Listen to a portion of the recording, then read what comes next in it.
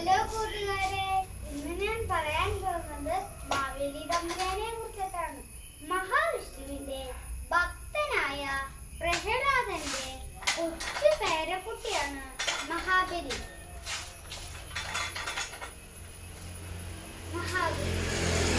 വളരെ കീർത്തിമാനും ദാനധർമ്മിഷ്ഠനുമായ അസുര രാജാവായിരുന്നു മഹാബലി. മാവേലി നാടു വാണിടും കാലം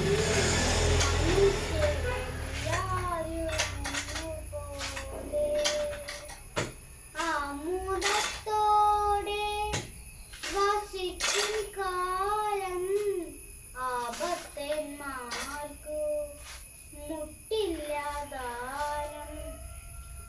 അസൂയ തോന്നിയ ദേവന്മാർ മഹാവിഷ്ണുവിന്റെ അടുത്ത് ചെന്ന് പറഞ്ഞു.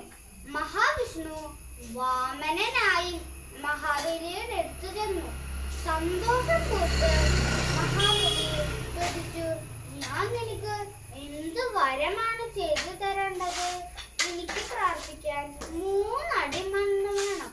അത് ഞാൻ തന്നെ അളന്നെടുത്തോളാം. വാമൻ ആകാശമുട്ടം വളർന്ന് 1-ാം തടി സ്വർഗം മൊത്തം അളന്നു, 2-ാം തടി ഭൂമി മൊത്തം അളന്നു, 3-ാം തടി വയ്ക്കാൻ സ്ഥലമില്ല. ശിരസ് താഴ്ത്തി കൊടുത്തു. 3-ാം തടി എന്റെ തലയിൽ വെച്ചോളൂ. പക്ഷെ ഒരു കാര്യം, ഒരു ദിവസം എന്റെ പ്രജകളെ കാണാൻ അനുവദിക്കണം. വാമനൻ പറഞ്ഞു, ചിങ്ങമാസത്തിലെ തിരുവോണനാളിൽ നീ നിന്റെ പ്രജകളെ കാണാൻ പൊക്കോളും. വാമനൻ മഹാബലിയെ പാതാളത്തേക്ക് ചവിട്ടിത്താഴ്ത്തി. അതുകൊണ്ടാണ് നമ്മൾ എല്ലാവരും ഓണം ആഘോഷിക്കുന്നത്.